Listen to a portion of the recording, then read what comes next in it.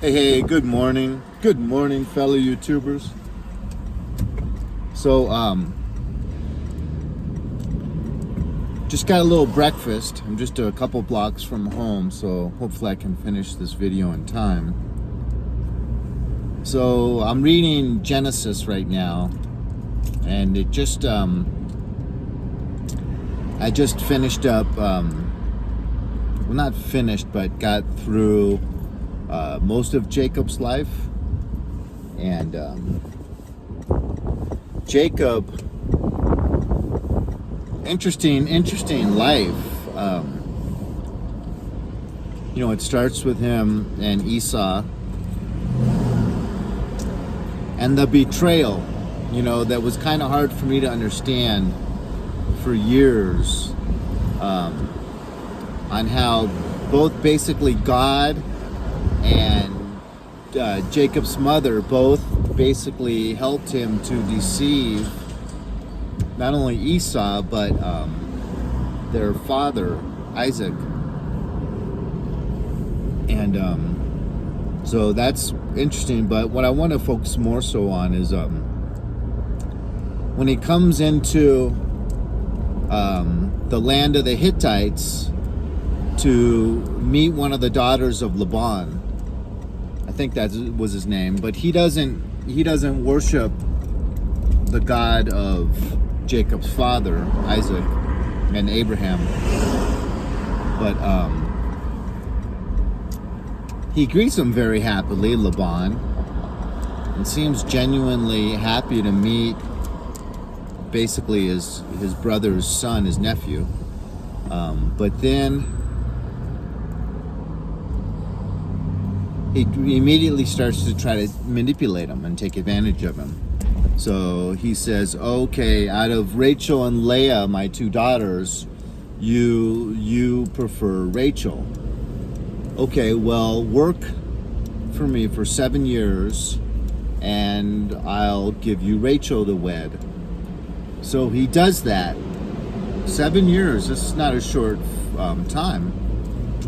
And at the end of 7 years, he allows him to marry Rachel, but then when he goes to bring his wife to him in the evening on their wedding day, he sneaks in Leah instead.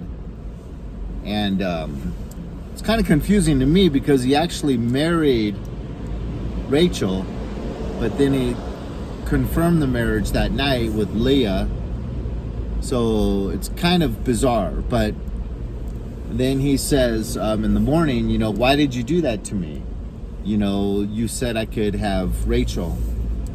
And so then he manipulates him again and says, okay, work for me another 7 years and I'll allow you to have Rachel. But he already married Rachel. But anyways, so another 7 years go by. And so now he's married to both Leah and Rachel. And it's kind of interesting too that the one he really loves can't give him children, Rachel. But the one he really doesn't love, Leah, which had the more beautiful eyes, is able to give him children. But that's neither here nor there regarding this kind of story I want to focus on. So, but then, so that's 14 years. And then he asks him for another 6 years before he can leave with some of the herd of sheep. So 20 years now. And in all that time, he changed his wages 10 times. And,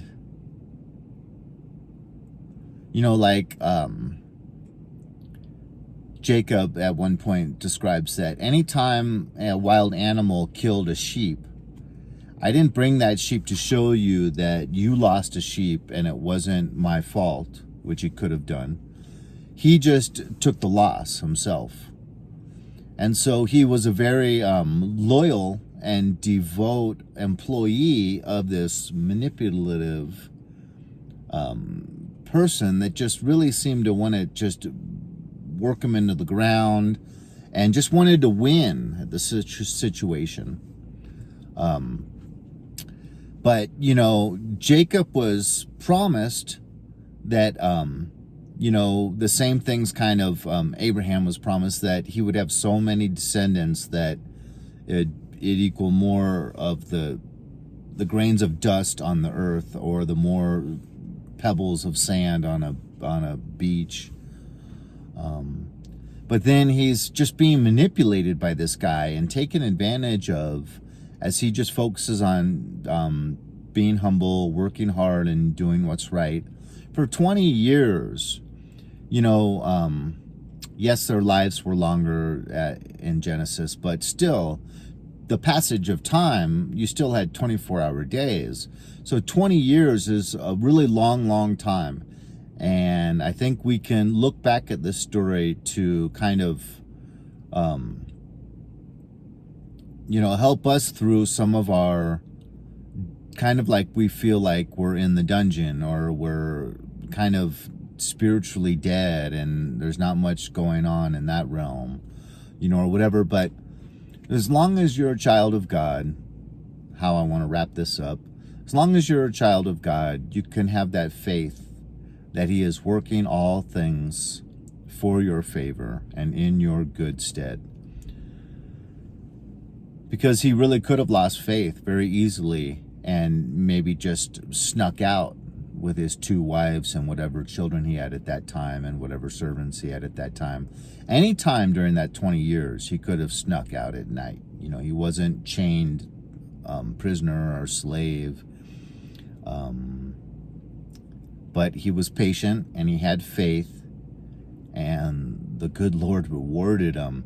My goodness, when he goes to visit, when he's trying to get back to the hills of Gilead, I think he wants to go see his brother Esau, but he's very nervous because of how he betrayed him. And he did want to kill him before he went to Laban and spent the 20 years there. So, but my goodness, the amount of goats, sheep, cattle, bulls, camels was just incredible. The amount of children he had, between not only Leah and Rachel, but then their concubines as well.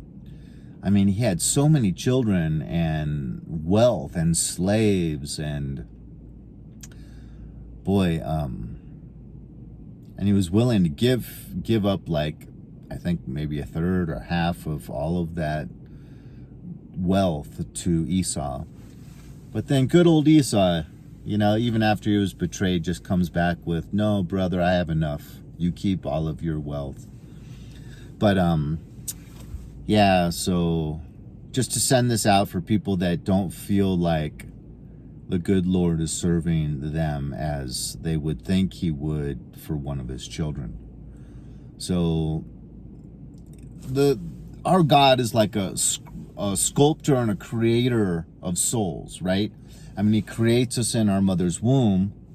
He created Adam out of soil, but then more importantly, he works on us throughout our entire lives, shaping our souls, even through some of the bad. Sometimes like someone you respect and seems religious might really come and say something to you that just really takes you down a notch. And you're like, kind of confused. But that keeps you humble, right? So, I mean, he's always trying to keep us humble, but prove to us that he is this God of infinite love and that his promises are true. But that must be hard to do. And that's why I just want to finish this with just saying he is the perfect sculptor of our souls. Because he wants us in heaven more than we even want to be in heaven. Because he knows all the joy and all the love we'll experience in paradise. But we don't. I mean, we have finite minds. We can't even begin to fathom and understand what we have waiting for us, the kingdom of heaven. Because we have finite minds, we could never really fully comprehend it and fully grasp it and hold on to that. But he knows what he's working on our souls for. And he knows what joy and love we're going to be experiencing when these promises come to fruition. So God bless. Leave a comment, hit like or dislike, subscribe if you haven't, share the video if you feel someone needs it. God bless. Thanks so much for spending this time with me. I appreciate each and every one of you so much. Adios, amigos.